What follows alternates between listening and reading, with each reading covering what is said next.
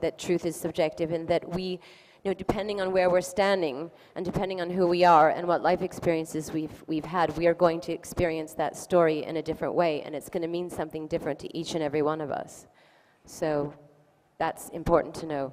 I identified with her in that I think it's very common when people become celebrities or public figures or icons that we are often reduced to a soundbite, and that you're given a few attributes and then you're not allowed to have anything more than that.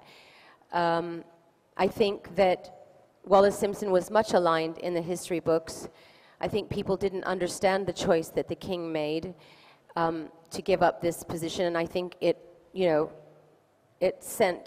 changed English history. It changed the history of the world in many ways.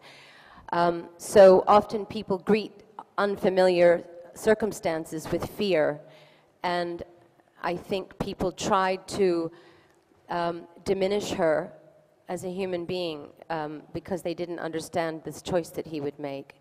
And it was important to me not to make her a saint by any stretch of the imagination, because I don't think she was. What I think she was a human being, and I tried to portray her and everyone else in the story as a human being, and that was important to me. I think that there was obviously some kind of subconscious attraction to her.